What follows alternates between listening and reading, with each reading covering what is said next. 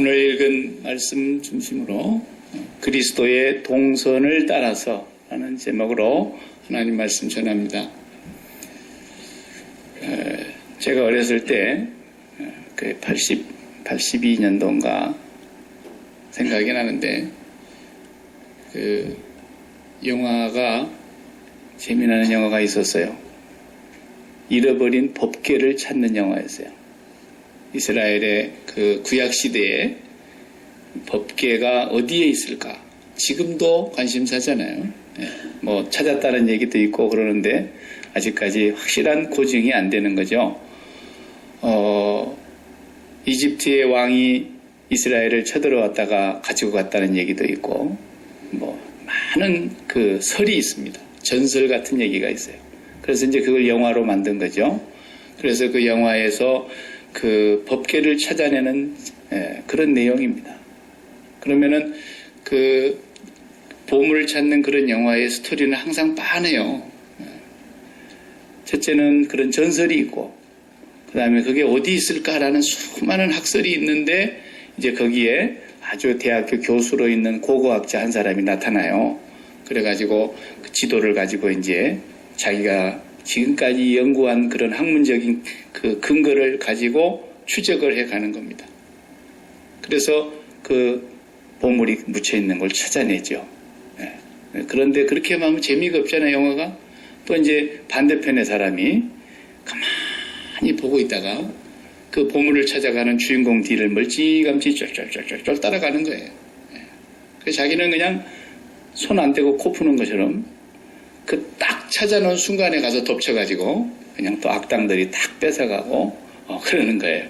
그래서 뺏겼다 빼앗았다가 뺏겼다 빼앗았다 그 영화가 가는 건데 그 잃어버린 법궤를 찾아서 뭐 레이더스라는 그런 제목으로 계속 올해도 또 나온대요. 올해는 또 지금 5탄이 나온다니까 올해는 또 찾아갖고 나올는지 모르겠어요. 근데 이 보물 찾는 그런 그 얘기 속에서 우리가 한 가지 진리를 알 수 있는 게 뭐냐면 비록 그게 악당들이 나쁜 짓을 해가지고 주인공이 다 찾아놨는데 천신만고 끝에 자기가 노력하고 연구하고 해가지고 죽을 목숨을 막 다해서 거기 가서 찾아놨는데 뒤에 가서 탁 덮치는 거 그거 나쁜 거죠. 그런데 예수님께서도 옛날에 비유를 말씀하실 때 그 불의한 청지기의 지혜를 배우라 그러지 않습니까? 지 것도 아닌데 막 전부 빚을 반씩으로 무질러 가지고 탕감해주고 주인 것을 가지고 이 청지기가 잘못했지만 지혜롭게 했다는 그 지혜를 칭찬했단 말이죠, 주님이. 그런 것처럼 주님이 우리를 세상에 보내실 때 너희가 세상이 악하다. 이리떼가 득실득실해서 이 양떼들을 보내놓으면 다 잡혀먹게 생겼는데 너희는 뱀같이 지혜로워야 된다 그랬어요. 어떤 면에서는 뱀보다도 더 지혜로워야 돼요, 우리가.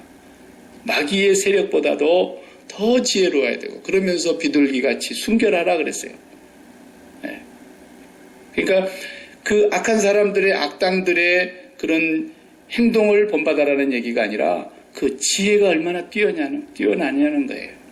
신앙생활이라는 게 뭐냐면 보물찾기거든요. 기독교의 신앙생활이라는 것은 우리가 예수님을 따라가면서 주인공이신 예수님을 따라가면서 예수님 따라가면 분명히 보물이 있거든요. 그 영생하는 보물이 있고 그 보물을 가진 사람은 더 다른 걸 갖고 싶어하는 마음이 싹 사라지고 거기서 기쁨을 찾고 거기서 만족을 찾고 거기서 행복을 찾고 모든 것이 거기서 다 해결되는 거예요. 그러니까 예수님 따라가는 그 보물 찾기란 말이죠. 우리 힘으로는 그거 못 찾죠. 그러니까 주인공이 찾아가는 그 길을 동선을 따라서 가만히 가는 거예요. 예수님이 찾은 곳에 가서 예수님과 우리는 탁 덮쳐서 꽉 붙잡으면 되는 거예요. 그것이 신앙생활이라는 거예요. 근데 가만히 보면 오늘날 기독교인들이 오늘날 교회가 그 주인공이 되신 그리스도의 동선을 따라가는 것이 아니라 엉뚱한 데를 따라가고 있는 거예요. 그것이 오늘 본문에서 사도 바울이 말씀한 대로 전에는 너희가 허물과 죄로 죽어 있었을 때에는 어떻게 살았느냐? 공중의 권세 잡은 자를 따라갔고 그 공중의 권세 잡은 자 그 불순종의 아들들 가운데 지금도 역사하고 있는 그 영을 따라가던 그 영을 따라가면 어떻게 되느냐? 이 세상의 풍속을 쫓아가지 않냐? 이 세상 풍조를 계속 따라간다는 거예요. 거기 가면 무슨 보물이 있는 줄 알고 거기서 보물찾기를 하고 앉아있다 이거예요. 교회도. 그런데 너희가 진짜 보물을 찾으려면 거기를 쫓아가면 어떡하냐 이거죠.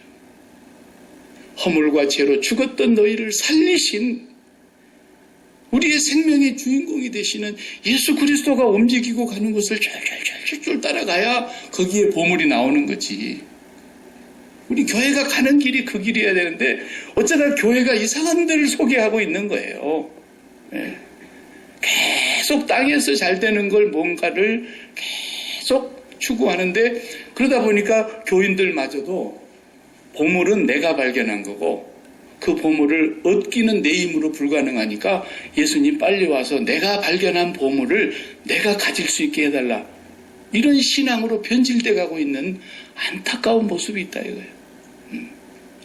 보물도 예수님이 발견하시는 거고 그 보물이 있는 것도 예수님만 알고 계시기 때문에 그 보물을 진짜로 찾아가신 예수님의 우리는 따라가야 되는 거예요. 근데 다 똑똑해가지고 선악과를 따먹은 뒤로부터서는 내가 보물을 안다라는 거예요. 그래서 그 보물이 있는 곳에 내가 아는데 내 힘으로는 못 가지니까 하나님의 능력도 오시고 예수님도 오시고 성령의 은사도 오시고 다 와서 내가 잘 되게 해달라는 거예요. 이렇게 가면 기독교 아니죠. 기독교 아니에요.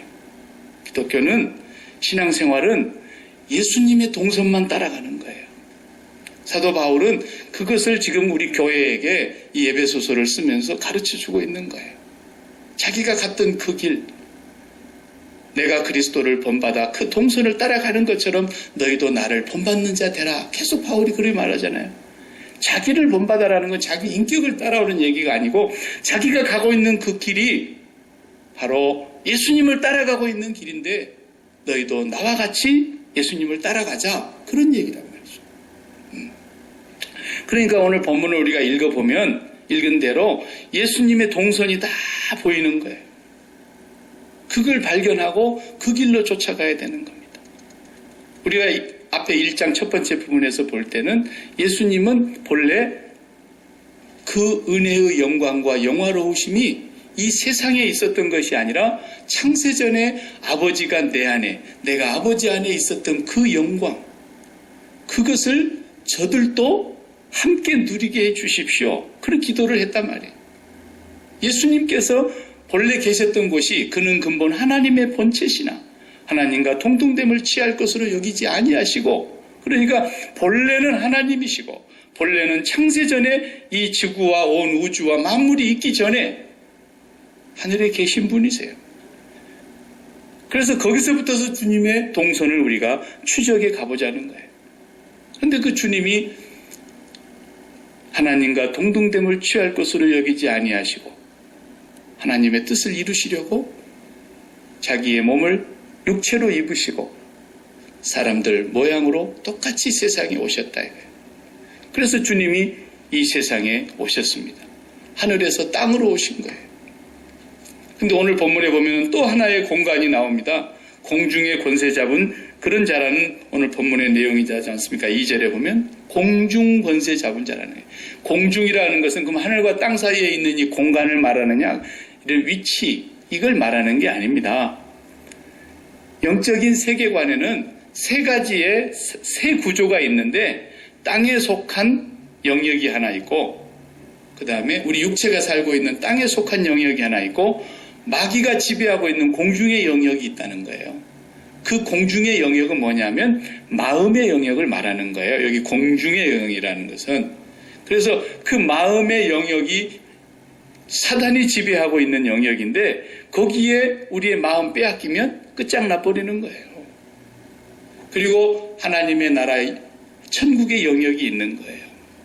모든 인간은 이 세 가지 구조 안에서 살아가고 있는 거예요.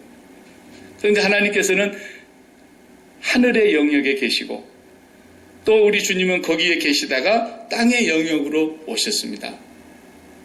근데 이 땅의 영역에 살고 있는 모든 육체를 가진 인간들이 마음을 어디에다 두고 살아가느냐? 공중 권세 잡은 자를 따라가더라는 거예요. 그래서 마음의 영역이 다 사탄에게 끌려가고 이 세상 풍속을 쫓고 오늘날까지도 불순종의 아들들 가운데 역사하는 이 마귀의 영을 따라서 이 세대를 쫓아가더라는 거예요. 어디가? 마음이.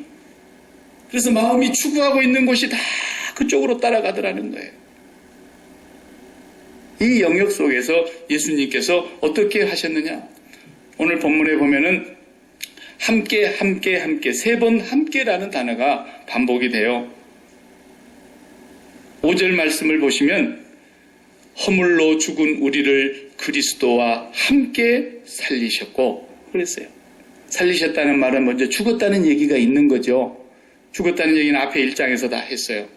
그래서 4절에 긍휼이 풍성하신 하나님이 우리를 사랑하신 그 큰 사랑을 인하여 긍휼이 풍성하신 하나님이 그 큰 사랑이 뭐예요? 독생자를 세상에 보내사 십자가에 죽도록 내어주신 사랑, 그 큰 사랑으로 인하여 우리가 그 다음에 5절에 보면 허물로 죽은 우리를 그리스도와 함께 살리셨고 그랬어요.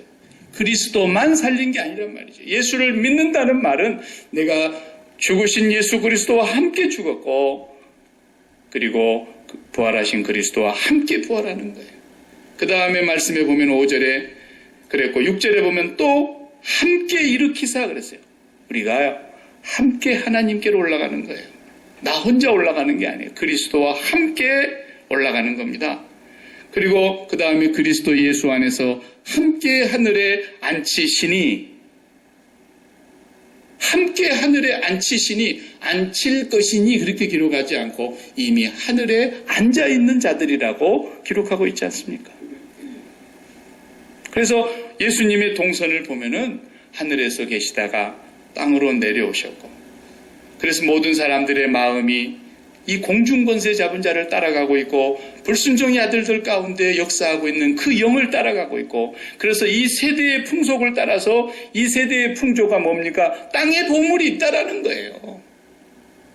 그 땅의 보물을 향해서 쫓아가고 있는 그들과 똑같이 살고 있는 허물과 죄로 죽어있는 우리를 그리스도께서 함께 살리셨고 함께 일으키셨고 함께 하늘 보좌 우편에 앉히셨다고 말씀하고 있어요.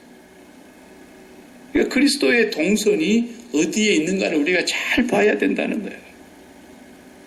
악당들이 보물찾기 하는 것처럼 자기들도 그 보물인 줄은 알아가지고 보물은 갖고 싶은데 자기 능력으로는 어림도 없으니까 어떻게든지 저 주인공 따라가다가 찾는 순간에 덮치자라는 것인데 그 지혜가 얼마나 뛰어나냐 이거예요.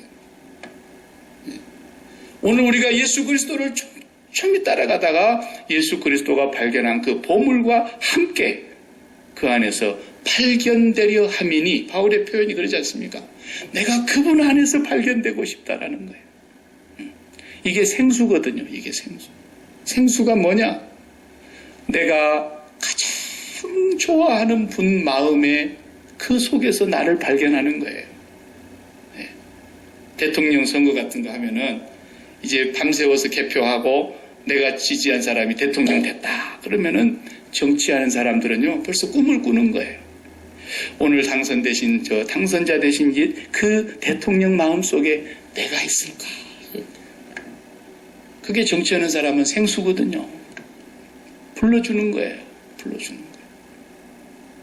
내가 갖고 싶어하는 그 가장 아름다운 환경과 상황 속에 언제나 내가 들어있느냐, 그게 생수라는 거예요. 생수.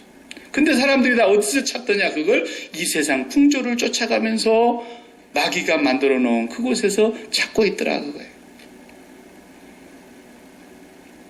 가끔 이렇게 우리가 길 가다 운전하고 가다 보면은 그 홈리스들이 어디 마켓에서 카트 하나를 주워다가 자기 것도 아니지만 다 뜯어버리고 이제 거기다가 잔뜩 싣고 가지 않습니까? 네. 가만히 봐봐요. 그 안에 여러분 갖고 싶은 거 하나나 있는 거예요. 그 사람들은 그거라도 없으면 추워서 못 자요. 어디서든지 의지하고 자야 되니까 다 나름대로 그 사람들은 필요해서 갖고 다니는 거예요. 근데 우리는 그거 들여다보면 저도 하나 갖고 싶은 게 없어요. 바울이 바로 그 말을 하고 있는 거예요. 이 세상에 어떤 것을 나한테 줘도 나는 배설물처럼 보인다. 그리스도께서 이 땅에 오셔서 만왕의 왕으로 오시고 오병이어의 기적을 일으키시고 죽은 사람도 살리실 수 있는 그런 능력과 권세를 가지신 분인데 그분이 말구유에 나시고 십자가에 죽으시고 부활하시고 좋다 이거예요. 거기까지는 좋다 이거예요. 그러면 이제부터는 하이라이트가 시작이 돼야 되는 거예요. 부활하셨으니까. 그러면 세상에 보물이 있는 세상에 진짜 보물을 찾을 곳이 있다고 한다면 주님이 제일 먼저 어디로 가야 되겠어요? 제일 먼저 빌라도 총독 관청으로 가야죠. 그리고 베드로를 데리고 와서 너 내려와. 그리고 베드로를 거기다 앉혀놓고 그 다음에 헤롯의 궁궐로 가야 되는 거예요. 너도 내려와. 안 내려오면 내가 턱을 돌려버릴 테니까 빨리 내려와. 그러면 헤롯도 꼼짝없이 내려오는 거예요. 그리고 거기다가 또 요한 너 여기 앉아있어. 이렇게 하고서 이제 로마의 시저 황제의 궁궐로 또 가야 되는 거예요. 이 세상에 보물이 있으면 제자들은 꼭 이 세상에 보물이 있는 줄로 알았어요. 그러니까 감람산위에서 오늘 지금 승천하시려고 다 모였는데 이스라엘을 회복하심이 지금입니까? 이랬다고. 예수님 뭐 한번 이제 개혁을 할 줄 알았던 거죠. 그러니까 때와 기한은 아버지께서 자기 권한에 두었다. 쓸데없는 소리 하지 말고 아버지가 약속하신 것을 너희들은 기다리고 있어라. 그래서 그냥 총총히 가셔버리는 거예요. 그리스도의 동선을 들여다보면 그만한 능력을 가지신 분이 십자가에서 죽으시고 부활하셨으면 이제 뭔가 하나를 해놓고 가셔야 되는데 그저 보잘것없는 어부들만 다 단속해놓고 그냥 가셔버리는 거예요. 무슨 얘기입니까? 보물이 이 땅에 없다라는 거예요. 어느 곳에도 이 땅에 주님이 보물 같은 보물을 찾고 싶거나 바라고 싶었던 것이 없이 마치 그 홈리스 아저씨들의 카트 속에 있는 그런 물건들밖에 없다라는 거예요. 아무리 들여다봐도. 그런데 오늘날 거기를 그렇게 보물로 알고 그 보물을 오늘 또 달라고 성령의 은사를 구하고 성령의 능력을 구하고 그래갖고 능력 받으면 막 안수하고 돌아다니면서 돈 많이 벌어갖고 땅 사놓고 집 사놓고 난리 구설하고 그런 사람들이 있었지 않습니까? 네. 예수님도 그러면 그렇게 하셨어야죠. 그리고 좀 제자들 팔자를 좀 바꿔주고 가셨어야죠. 네. 주님이 가는 그 동선에 우리가 주목해야 된다는 것입니다. 그래서 오늘 본문을 보면은 함께 살리셨고 함께 일으키셨고 함께 주님이 앉으신 보좌 우편에 우리도 앉히셨다라는 거예요. 주님은 요한복음 17장에서 그걸 기도하신 거예요. 마지막 기도가 그거였어요. 아버지여, 아버지와 제가 창세전에 하늘나라에서 누렸던 그 영화를 저들도 보게 하시고 저들도 누리게 하셔서 내가 있는 그곳에 저들도 있게 해 주십시오. 모든 사람들이 다 허물과 죄로 죽어 있기 때문에 여기서 허물과 죄라는 단어가 중요한 단어예요. 허물이라는 단어는 무슨 뜻이냐면 그 단어의 뜻이 무엇으로부터 떨어져 나갔다 그런 뜻이거든요. 이거 원죄를 말하는 거예요. 하나님으로부터 떨어진 것을 말해요. 모든 이 꽃이 이렇게 아름답지만 이것이 이미 뿌리에서 떨어져 나왔어요. 한동안은 살아있는 것 같으나 죽었지 않습니까? 무엇으로부터 떨어져 나갔다라는 뜻이 허물이에요. 그래서 떨어져 나가 죽은 사람들이 보물을 다시 찾아야 되겠는데 보물이 어디 있느냐? 마귀가 보여주고 있는 그것이 보물인 줄 알고 이 세상 풍조를 쫓아가는데 아무리 쫓아가서 보물을 잡아봐도 관역이 안 맞는 거예요. 보물이 아니에요. 또 가져보면은 공허한 거예요. 그리고 혼돈과 공허 속에서 더 깊은 심연의 바다로 깊이 떨어지는 거예요. 그래서 이 떨어져 나가는 그것이 허물이고 떨어져 나가서 길을 잃고 방황하다가 마귀가 만들어 놓은 이 세상 풍조에 보물이 있는 줄 알고 계속 관역을 못 맞추는 거예요. 엉뚱한 데 가서 보물을 찾는 거예요. 이게 바로 하마르티아, 죄라는 단어예요. 허물과 죄로 죽은 너희를 살리셨도다. 그때는 너희도 거기에 따라서 똑같이 공중권세 잡은 자를 따라다녔고 불순종의 아들들 가운데 역사하는 영을 따랐고 이 세상 풍조를 다 따라다녔지만 하나님이 그 큰 사랑으로 독생자를 이 땅에 보내셔서 우리를 그와 함께 십자가에서 세상과 죄와 허물과 죄에 대해서 죽게 하시고 그리고 그분이 다시 부활하셔서 우리도 함께 살리셨고 우리도 함께 일으키셔서 보좌 우편에 앉히셨다. 이게 하나님의 본래 그림이에요. 창세전에 하나님께서 이걸 그리신 거예요. 우리에게 진정한 보물이 어디 있느냐. 그래서 사도 바울은 그 보물을 해마다 쫓아다니던 사람이었는데 자기 일생의 보물을 찾았다고 생각했는데 엉뚱한 데를 간 거예요. 그래서 바울을 하나님이 불쌍히 여기셔서 죄 가운데 있는 죄인 중에 개수와 같은 그런 교회를 잔해하고 핍박하고 있었던 그 바울을 은혜로 부르셔서 그 보물이 있는 곳을 알려주셨고 그 보물이 있는 곳을 보고 났더니 자기가 가진 모든 것이 다 그리스도를 위하여 배설물로 여기게 되더라는 거예요.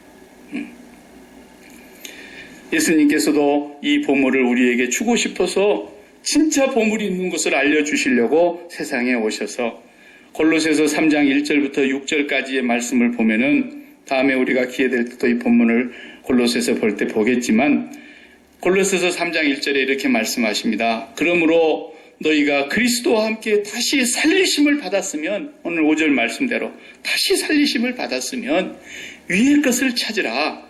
거기는 그리스도께서 하나님 우편에 앉아 계시느니라.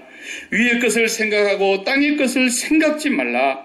이는 너희가 죽었고 땅의 것에 대해서는 죽었다라는 거예요. 십자가에 못 박혀서 주님과 연합하여 못 박혀 죽었다라는 거예요. 이는 너희가 죽었고 너희 생명이 그리스도와 함께 하나님 안에 감추었음이니라.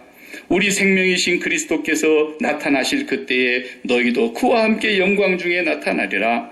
그러므로 땅에 있는 지체를 죽이라. 땅에 있는 지체를 죽이라.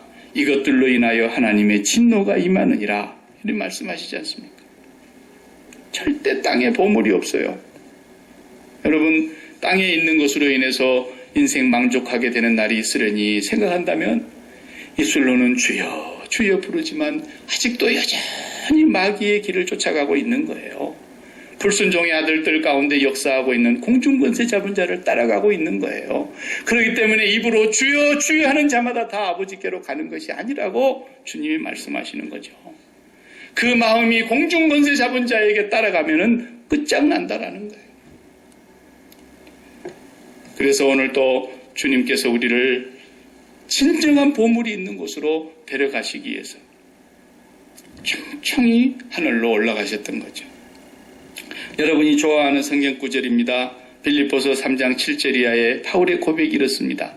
무엇이든지 내게 유익하던 것을 그리스도를 위하여 다 해로 여길 뿐더러 또한 모든 것을 해로 여김은 내 주 그리스도 예수를 아는 지식이 가장 고상함을 인함이라. 내가 그를 위하여 모든 것을 잃어버리고 배설물로 여김은 그리스도를 얻고 그 안에서 발견되려 함이니 그 안에서 발견되려 함이니 이게 생수라 그랬지 않습니까? 사랑이라는 말을 요즘 젊은 애들은 이렇게 표현하더만요. 내 안에 네 있다 이러더라고요. 드라마 제목도 뭐 그런 게 있었다면서요. 내 안에 너 있다라는 게 사랑입니다. 그리스도 예수 안에서 발견되려고 했다라는 거예요. 주님의 마음속에 내가 있느냐라는 거예요. 내가 그리스도와 그 부활의 권능과 그 고난의 참여함을 알려하여 그의 죽으심을 본받아 어찌하든지 죽은 자 가운데서 부활에 이르려 하노니 이것이 그리스도의 동선이었어요. 어찌하든지 죽는 데까지 따라가서 그리스도와 함께 죽고 그리스도와 함께 다시 살아 그리스도와 함께 일으킴을 받고 그리스도와 함께 보좌 우편에 앉고 싶었던 사도 바울의 이 간절한 고백이 있는 것이죠. 여러분 마음속에 여러분이 누구 안에 있기를 바랍니까? 며느리 마음 안에 있을 것 같습니까? 아들 마음 안에 있을 것 같습니까? 여러분이 마음 둔 곳 안에 여러분을 발견할 수 있는 것이 없어요. 마귀에게 더 이상 속아서는 안 된다는 거예요, 우리가. 이 세상에 어떤 곳에도 보물이 없어요. 그러면 이 세상은 무슨 낙으로 삽니까? 아니라니까요. 하늘의 보물을 가지고 오면은 하늘의 보물을 가진 사람은 이 세상을 이제는 보냄을 받은 자로 사는 거예요. 미션을 가지고 사명을 갖고 사는 거예요.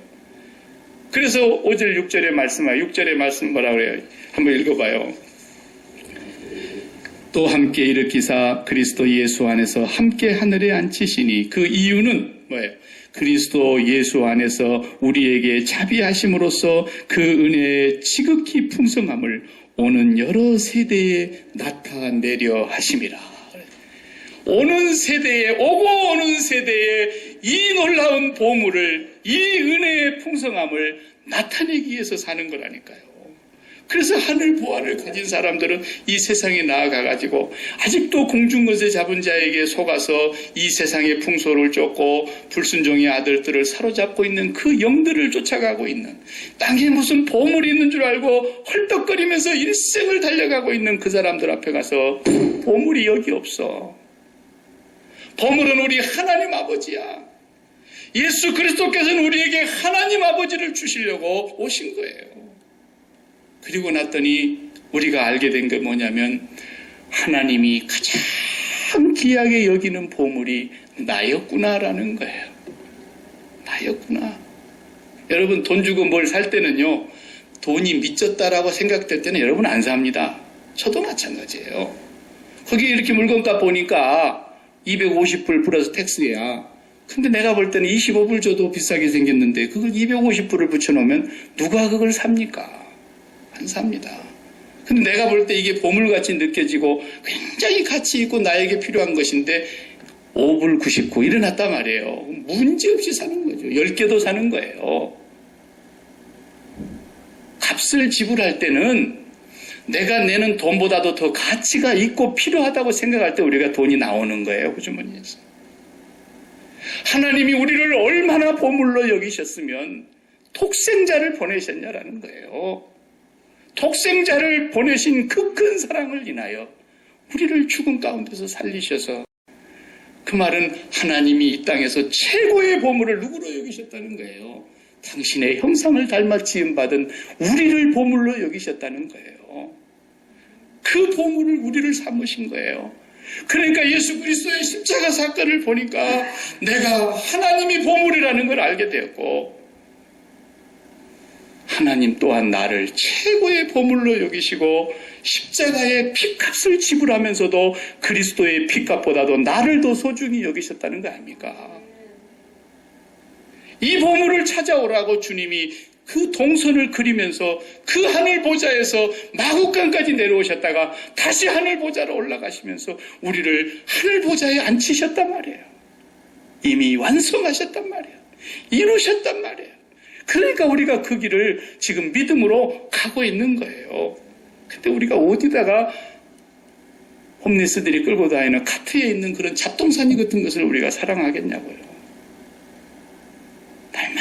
날마다 우리는 그 십자가를 붙잡고 이 세상 풍조에 대해서 죽은 사람이라는 걸 고백하고 믿음으로 확신하고 우리는 주님과 함께 살아서 주님과 함께 이미 보좌에 앉아있는 사람들처럼 우리가 살아야 된다는 것을 오늘 말씀하고 있는 것입니다. 그래서 오고 오는 세대에 그 은혜의 영광을 나타내려 하십니다. 그걸 노래하라는 거예요. 이제 어디든지 가서 여기가 보물이 없어. 하나님 아버지가 보물이요. 하나님 아버지가 최고로 여기시는 보물이 나 자신이요. 우리라고 하는 사실을. 히브리서 기자가 그래서 우리는 여기에 영구한 도성이 없고 오직 장차 올 것을 찾나니 이러므로 우리가 예수로 말미암아 항상 찬미의 제사를 드리자. 이는 그 이름을 증거하는 입술의 열매니라. 그랬어요. 이 찬양으로 그분을 증거하는 입술의 열매가 바로 뭐예요? 우리가 이 땅에 살아있는 이유예요. 늘 찬양. 샘물과 같은 보혈은 임마누엘 피로다. 날 정케 하신 피보니 그 사랑 한없네. 늘 찬송하겠네. 늘 찬송하겠네. 살 동안 받는 사랑을 늘 찬송하겠네. 날 구속하신 은혜를 늘 찬송하겠네. 늘 찬미의 제사는 그분의 은혜를 증거하는 입술의 열매라는 거예요. 우리가 이 땅에서 보물을 찾는 사람이 아니라는 것을, 우리가 그리스도의 동선을 끝까지 따라가고 있는 사람이라는 사실을 매일매일 입술로 찬양으로 고백할 때, 그래, 내가 그리스도의 피값으로 저 보물을 찾았더니 하나님의 눈에 우리가 보물이라고 해요. 보물. 내가 너를 인하여 기쁨을 이기지 못하고, 스바냐 선지자를 통해서 그 말씀하셨습니다. 기쁨을 이기지 못하여 하실 만큼 우리를 보물로 여기시는 그 하나님, 너무나 큰 값을 지불했고 값으로 매길 수 없는 값을 지불했기 때문에 그리스도의 그 크신 사랑의 보혈의 피값으로 지불하여 저와 여러분을 하늘 보물로 삼으신 그분, 이미 우리를 거기에 앉혀 놓으셨는데 우리가 어디서 땅에서 카트 안에 있는 잡동사니를 구하겠냐라는, 날마다 그 길을 바라보시고 날마다 그 은혜 가운데 머물러서 살아가는 저와 여러분이 되시기 바랍니다.